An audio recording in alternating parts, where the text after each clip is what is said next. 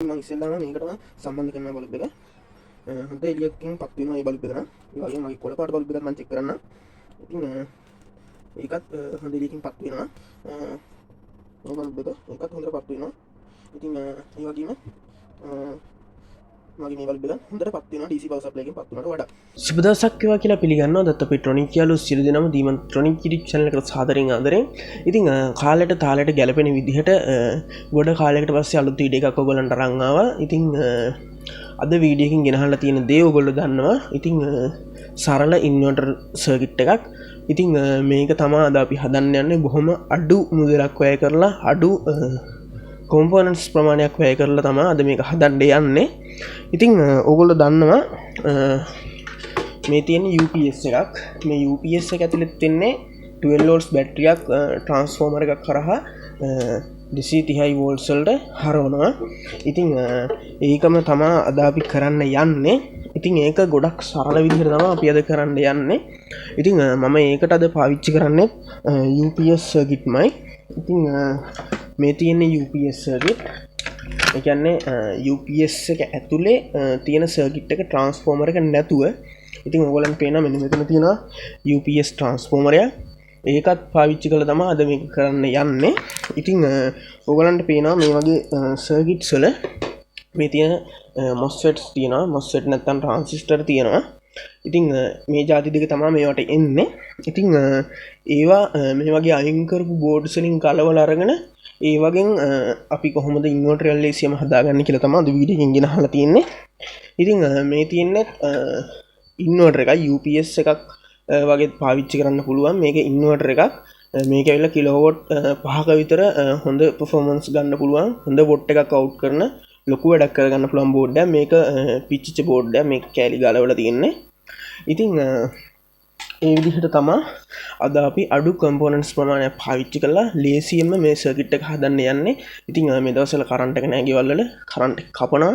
ඒ වගේ වෙලාවට මේක ගොඩක් වැදගත් වෙනවා අපේ නිවසේ තියෙන බල්බ් ආදී පත්තු කරගන්න. ඉතින් තවත් කතා නොකර එහෙනම් අපි යමු කොහොමද මේ සර්කිට් එක හදන්න කියලා බලන්න.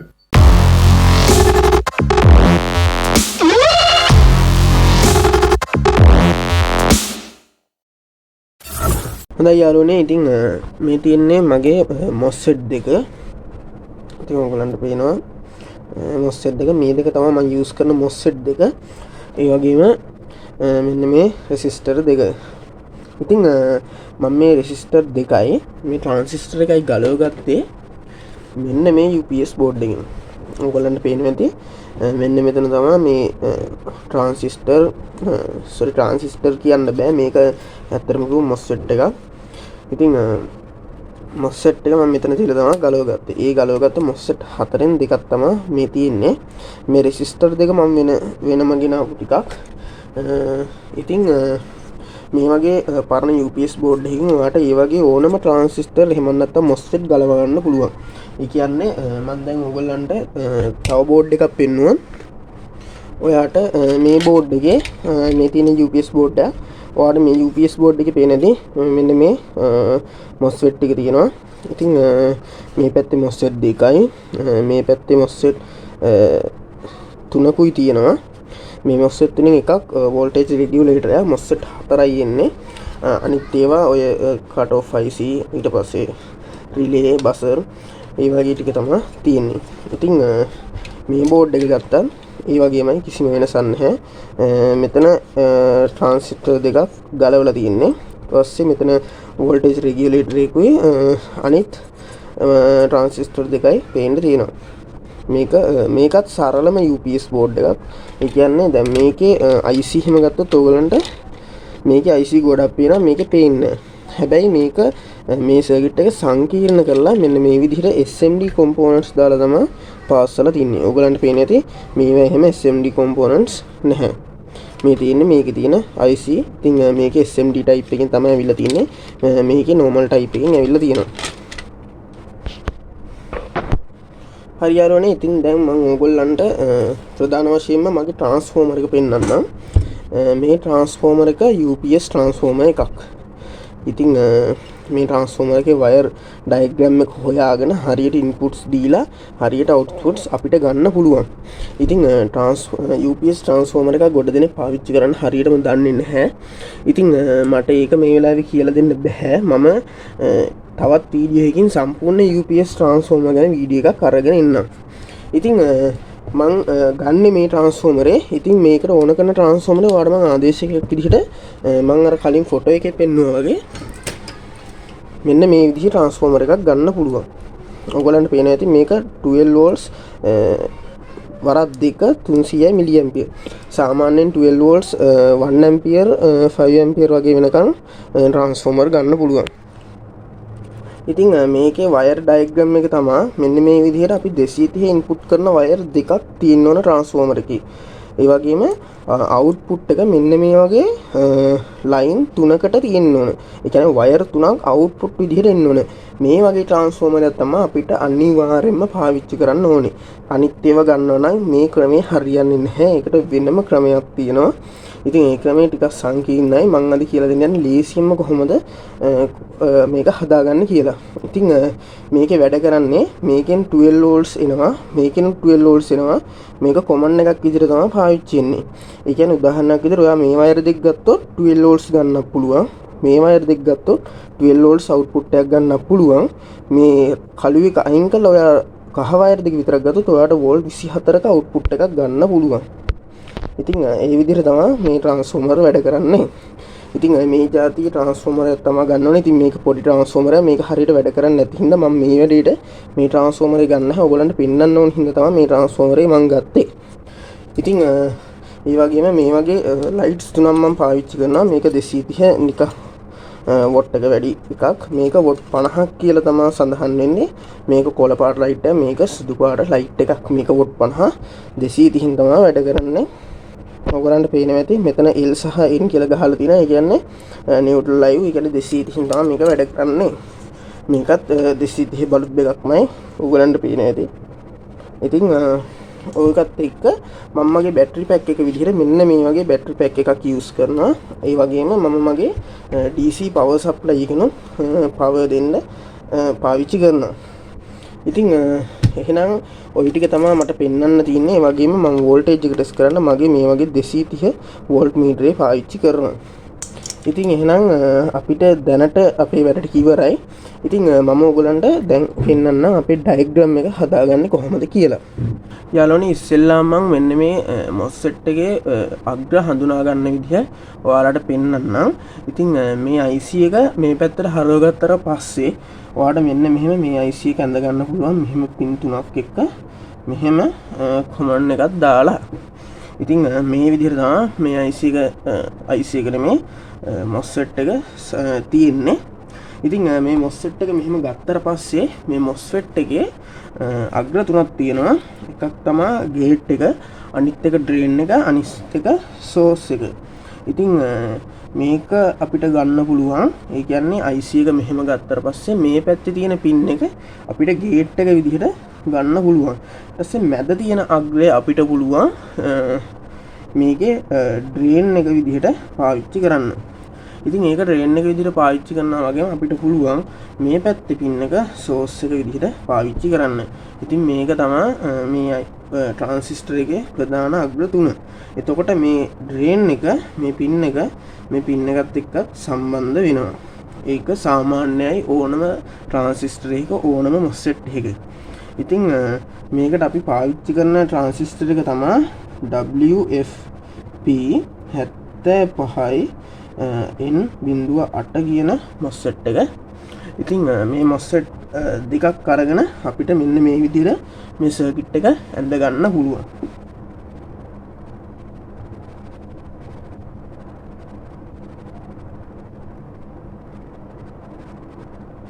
හරි. මේකත් එක්ක මම දැන් මගේ 12 volts ට්‍රාන්ස්ෆෝමරය ඇඳ ගන්නම්. ඉතින් ට්‍රාන්ස්ෆෝමරය ඇඳ ගන්නකොට මම මෙන්න මේ විදිහට ට්‍රාන්ස්ෆෝමරය අඳින්නම්. ඉතින් අර මම පෙන්නපු ආ ට්‍රාන්ස්ෆෝමර් එකේ තියෙන සිස්ටම් එක තියෙන්නේ මෙන්න මේ විදිහට තමයි. කියන්නේ කොයිල්ස් ඔතලා තියෙන්නේ මෙන්න මේ විදිහට. ඉතින් මේ විදිහට ඔතලා තියෙන කොයිල් එක තමයි මෙන්න මේ විදිහට අර කහ පාට වයර් එකත් තමයි මේ දෙපැත්තට සෙට් වෙන්නේ. මේක තමයි අර කළු පාට වයර් එකට සෙට් උනේ. ඉතින් මේකේ අපි මෙහෙම ගේට් ඩ්‍රේන් සෝස් කියලා දාගත්තොත් මෙන්න මේ දෙපැත්තේ අග්‍ර දෙක කියන්නේ සෝස් අග්‍ර දෙක එකට එකතු කරන්න. හරිද? ඊට පස්සේ අපි මේකට දෙනවා අපේ බැටරි එකෙන් එන රින ලයින් එක. ඊට පස්සේ අපේ මේකේ ඩ්‍රේන් එක ගන්නවා. මේ ඩ්‍රේන් එකයි මේකේ ගේට් එකයි මේ දෙක සම්බන්ධ කරලා අපි තමයි අපේ 220 ඕම් රෙසිස්ටර් එක දාන්නේ. මෙතනට අපේ 220 ඕම් රෙසිස්ටර් එකක් දානවා. ඊට පස්සේ මේ MOSFET එකේ ගේට් එකයි මේකේ ඩ්‍රේන් මේකේ ඩ්‍රේන් එකයි මේකේ ගේට් එකයි එකතු කරලා අපි අනිත් රෙසිස්ටර් එක දානවා. ඔන්න ඔයගලන්ට පරිපතේ දැන් තේරෙනවා කොහොමද තියෙන්නේ කියලා. ඉතින් පරිපාසුවේ මේ පැත්තේ සෝස් අග්‍ර දෙක එකට එකතු කරනවා. ඊට පස්සේ මේකේ ඩ්‍රේන් එකයි මේකේ ගේට් එකයි එකතු කරලා එක 270 ඕම් රෙසිස්ටර් එකක් දානවා. ඊට පස්සේ මේකේ ඩ්‍රේන් එකයි මේකේ ගේට් එකයි එකතු කරලා තව රෙසිස්ටර් එකක් දානවා. ඒකෙන් තමයි මේකේ සිග්නල් එක මාරු වෙවි. අපි ට්‍රාන්ස්ෆෝමරේට ඕන AC කරන්ට් එක ඒ කියන්නේ අර මෙන්න මේ විදිහට ගත්තොත් ඇන්දොත් මෙන්න මේ විදිහට සමාන දේව් එකක් ලබා දෙන්නේ. ඉතින් ඒක තමයි අපි මේ පරිපතෙන් කරන්නේ. ඉතින් ඔන්න ඕක තමයි සර්කිට් එක අපේ වෙන කිසි දෙයක් නැහැ. ඊට පස්සේ මෙන්න මේ අග්‍රේ ගන්නවා අපි. ඊ අග්‍රේ අපි එකක් මෙන්න මේ ට්‍රාන්ස්ෆෝමරෙන් එන එක අර කහ පාට එකක්. ඒ කියන්නේ මේක නම් මේකේ මෙන්න මේ කහ පාට එක අග්‍රයක් අපි මෙන්න මේකට දෙන්න ඕන. ඊට පස්සේ මේකේ අනික් කහ පාට අග්‍රයත් අපි මෙන්න මෙහෙම මම අරගෙන පෙන්නුවා මෙන්න මේකට දෙන්න ඕනි. එතකොට මෙන්න මේ කහ පාට අග්‍ර දෙක තමයි මෙන්න මෙහෙම සෙට් වෙන්නේ. ඊට පස්සේ මෙතන කළු පාට අග්‍රයක් තියෙනවා. ඒ කළු පාට අග්‍රයට තමයි අපේ බැටරියේ ධන ලයින් එක දෙන්න ඕනි. ඔන්න එහෙනම් අපේ බැටරියේ ධන ඍණ හරි. ඊට පස්සේ ධන ඍණ පව එක දුන්නාට පස්සේ මේ සර්කිට් එක මෙහෙම මේ වෙලා මෙන්න මෙතනින් L සහ N විදිහට අපේ වෝල්ටේජ් එක 230ක් හෝ ඊට අඩු හෝ වැඩි ප්‍රමාණයක් අවුට්පුට් කරනවා. එහෙනම් දැන් මම මේ සර්කිට් එක හදාගෙනම ඕගොල්ලන්ට එන්නම්. මොකද මම මේක පහස්සන එක ඕගොල්ලන්ට පෙන්නලා වැඩක් නැහැ. මෙන්න අරන් ආවා මම ඕගොල්ලන්ට මගේ හදපු සර්කිට් එක. ඉතින් මේ තියෙන්නේ MOSFET දෙකේ සෝස් දෙක එකතු කරලා එකක් ග්‍රිකුත් මේකේ ඩ්‍රේන් එකයි මේකේ ගේට් එකයි මේකේ ඩ්‍රේන් එකයි මේකේ ගේට් එකයි ඩ්‍රේන් එකයි එකතු කරලා හදපු සර්කිට් එක. ඉතින් ඕකෙන් තමයි අද අපි සර්කිට් එක හදන්න යන්නේ. හරි ඉතින් මම ට්‍රාන්ස්ෆෝමර් එක ගන්නම් මෙන්න මේ විදිහට. ඊට පස්සේ මගේ බැටරි පැක් එක මෙන්න මේ විදිහට ගන්නම්. බැටරි පැක් එක ගන්න කලින් මගේ DC පවර් සප්ලයි එකකින් එන මෙන්න මේ වෝල්ටේජ් එක මම පාවිච්චි කරනවා. ඒ වගේම මෙන්න මේකත් මම පාවිච්චි කරනවා AC වෝල්ටේජ් එක බලන්න. මම ඔයගලන්ට මගේ බැටරි වෝල්ටේජ් එක පෙන්නන්නම්. මගේ බැටරියෙන් එනවා වෝල්ට් 15.5 එකක් විතර එනවා වෝල්ටේජ් එක. ඉතින් දැන් මම ඉස්සෙල්ලාම කරන්නේ මගේ මෙන්න මේ බැටරි පැක් එකේ එන රින ලයින් එක මෙන්න මෙතනට සම්බන්ධ කරගන්න ඕන. ඉතින් ඊට කලින් මම කිව්වා වගේ මගේ DC පවර් සප්ලයි එකෙන් එන මෙන්න මේ කළු පාට ලයින් එක මම මෙන්න මේ පින් එකට මෙන්න මේ විදිහට සම්බන්ධ කරගන්නවා. ඊට පස්සේ අපි මේක මගේ ට්‍රාන්ස්ෆෝමර් එකේ අර ඉන්පුට් වයර් තුන තමයි මේ තියෙන්නේ. ඔයගොල්ලන්ට මෙහෙම ගත්තොත් වෙන්නේ මේ තියෙන රතු පාට එක මැද එක. ඒ වගේම මේ තියෙන නිල් පාට දෙක දෙපැත්තේ දෙක. මෙන්න මේකේ මෙතන පින් එක පොඩ්ඩක් කැඩිලා තියෙන්නේ. ඒක පොඩ්ඩක් හෙල්ලුවම හරියනවා. ඔයගොල්ලන්ට පේනද මෙන්න මෙතන. ඉතින් මම දැන් එහෙනම් මේ තියෙන අවුට්පුට් එක මගේ අවුට්පුට් එක ඉන්නේ මෙන්න මේ රතු පාට වයර් කෙනුයි කළු පාට වයර් කෙනුයි. ඒ UPS ට්‍රාන්ස්ෆෝමර් වල එන විදිහ ඒක ගැන මම ඔයගොල්ලන්ට වීඩියෝ එකක් ගේන්නම් කියලා කිව්වා. මම දැන් මේකේ වයර් ඩයග්‍රෑම් එක අමුණ ගන්නවා. හොඳයි යාළුවනේ මම මගේ ට්‍රාන්ස්ෆෝමර් එකේ වයර් ටික සෙට් කරගත්තා. මෙන්න මෙහෙම ක්‍රොකොඩිලා ක්ලිප් වලට මම එක ක්‍රොකොඩිලා ක්ලිප් එකක් මේකට සෙට් කරගත්තා. ඊට පස්සේ බැටරි එකේ රින ලයින් එකත් මේකේ රින ලයින් එකට සම්බන්ධ කරගත්තා. එතන පින් එක ගැලවුණා. අපි ඒක පාස් ගමු ටක් ගාලා.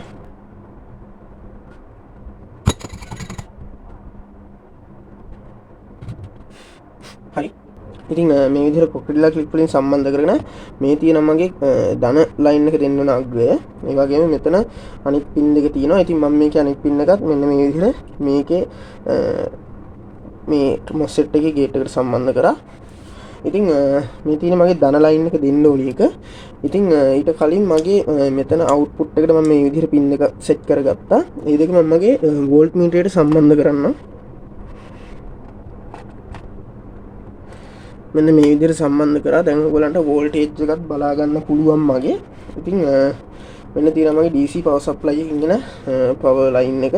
ඉතින් මම මේක රිලේ එක මෙතනට සම්බන්ධ කරගන්නම්. එතනට සම්බන්ධ කරලා මගේ ධන ලයින් එක දෙන්නම් ට්‍රාන්ස්ෆෝමරේ මෙන්න මේ වයර් එකට. ඉතින් දැන් මම මේක දෙනවා. දුන්නට ඔයගලන්ට පේනවා පත්තු වෙන්නේ නැහැ. ඒ කියන්නේ මෙතන වෝල්ටේජ් එක පෙන්නන්නේ නැහැ. මොකද මම මගේ DC power supply එකෙන් පවර් එක යවලා නැහැ. ඕගලන්ට පේනවා ඇති කිසි පවර් එකක් යවලා නැහැ.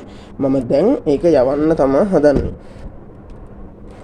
ඉතින් මම පොඩ්ඩ හිමීට කරන්ට් එක වැඩි කරන්නම්. ඉතින් දැන් ඕගලන්ට පේනවා ඇති මෙන්න මෙතන 190ක් විතර 200ක් විතර වෝල්ටේජ් එක පෙන්වනවා. ඉතින් මගේ ෆුල් ලෑම්ප්ස් ඇද්දාට පස්සේ මේක අඩු වෙලා මෙන්න මේ විදිහට අඩු වෙනවා. මේක අඩු කරනකොට මේක ආයෙත් හරියනවා. මගේ ෆුල් සාමාන්‍යයෙන් DC power supply එක හරහා වෝල්ටේජ් එක මට 192ක් වගේ තමයි මෙතන පවර් එක ගන්න පුළුවන්. 202ක් වෙනවා. ඉතින් මම දැන් මේක මගේ බල්බ් එකකට සෙට් කරලා බලන්න.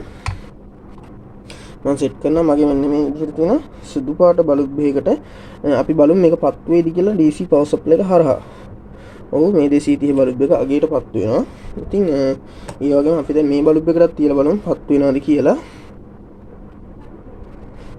ඔව් අගේට පත් වෙනවා බල්බ් එක.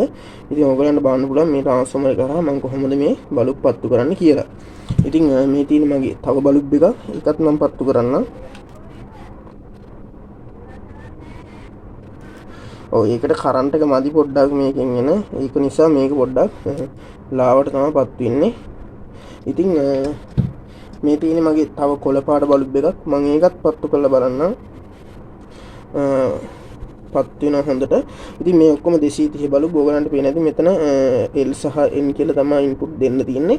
ඉතින් ඒකෙන් ඕගලන්ට තේරෙනවා දැන් කොහොමද මම මගේ ඉන්වර්ටරේ DC එක හදාගත්තේ කියලා. ඉතින් මගේ DC power supply එක ඕෆ් කරලා මම දැන් මගේ බැටරි කරන්ට් එක දෙන්නයි යන්නේ.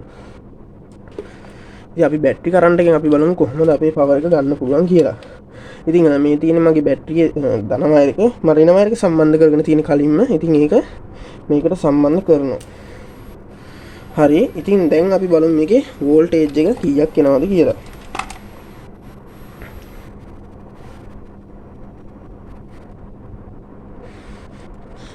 දෙසිය 3ක් විතර පෙන්නනවා ඒකෙත්. වෝල්ටේජ් එක අඩු වෙනවා. මොකද මේ ට්‍රාන්ස්ෆෝමරේ UPS ට්‍රාන්ස්ෆෝමර් නිසා බැටරි කරන්ට් එක ඉතා ඉක්මනින් බහිනවා. ඒක නිසා තමයි එහෙම වෙන්නේ. ඉතින් දැන් මගේ ඉන්පුට්ස් මම බල්බ් එකකට වගේ සම්බන්ධ කරලා බලන්නම් කොහොමද වැඩ කරන්නේ කියලා. ඉතින් මම ඉස්සෙල්ලාම මේකටම සම්බන්ධ කරනවා බල්බ් එක. හොඳ එළියකින් පත් වෙනවා මේ බල්බ් එක නම්. ඒ වගේම මගේ කොළ පාට බල්බ් එකත් මම චෙක් කරන්නම්. ඉතින් ඒකත් හොඳ එළියකින් පත් වෙනවා. ඉතින් අපි බලමු දැන් මගේ මේ බල්බ් එක ඒකත් හොඳට පත් වෙනවා. ඉතින් ඒ වගේම මගේ මේ බල්බ් එක හොඳට පත් වෙනවා DC power supply එකෙන් පත් වුණාට වඩා. ඉතින් ඔයගොල්ලන්ට කියන්න දෙයක් තියෙනවා. ඔයගොල්ලෝ වීඩියෝ එකෙත් එක්ක දිගටම හිටියනම් ඔයගොල්ලෝ දකින්න ඇති මම කිව්වේ නේද මෙන්න මෙතනින් දුම් දැම්මා. ඔයගොල්ලෝ සාමාන්‍ය හිතන්නේ අයියේ දුම් දැම්මේ. ඉතින් දුම් දාන්න හේතුව තමයි මේකට ලොකු ඇම්ප් එකක් අදින එක. ඒ කියන්නේ ඇම්පියර් එකක් අදින එක. ඉතින් ඒ ඇම්පියර් එකට මේ කොම්පොනන්ට්ස් හතරම ඔත්තු දෙන්නේ නැහැ. ඒක ඉස්සෙල්ලාම කියන්න ඕන. මම ඕගොල්ලන්ට ලේසියට මේක මෙහෙම කරලා පෙන්නුවට ඇත්තටම කිව්වොත් මේක හදන්න නම් අපිට පොඩි ක්‍රමයක් තියෙනවා. ඕගොල්ලන්ට පේනද මේක මේ මම අතින් ඇල්ලුවම දැන්නමට ටික රත් වෙලා තියෙන්නේ කියලා. ඉතින් මේක මම ඕගොල්ලන් ලේසියට මෙහෙම හදලා පෙන්නනට මේක හදන ඇත්තම ක්‍රමයක් තියෙනවා. ඉතින් ඇත්තම ක්‍රමය කියන්නේ මෙන්න මේ විදිහට හීට් සින්ක් එකකට මේක සෙට් කරන්න ඕන. ඒ හීට් සින්ක් එකට සෙට් කරන්න නම් ඕගොල්ලන්ට මෙන්න මේ වගේ කම්පවුන්ඩ් එකක් යූස් කරන්න ඕන. මේවා මේ ට්‍රාන්සිස්ටර් RCC එහෙම අපි මේවට සෙට් කරනකොට හීට් සින්ක් වල සෙට් කරනකොට දාන පේස්ට් එකක්. ඉතින් මේක මෙතනට දාලා මේවා කරලා පස්සේ මේ දෙක රත් වෙන එක අඩු වෙනවා. මොකද මේක හරහා රස්නේ උරා ගන්න නිසා. තව දෙයක් තමයි මෙන්න මේක මම දාලා තින්නේ මේ භාගයයි වොට් රෙසිස්ටර් තමයි දාලා තින්නේ. ඔයගලන්ට පේනවා ඇති මෙතන භාගයයි වොට් 220 ඕම් මේක කළු වෙලත් පවා තියෙනවා.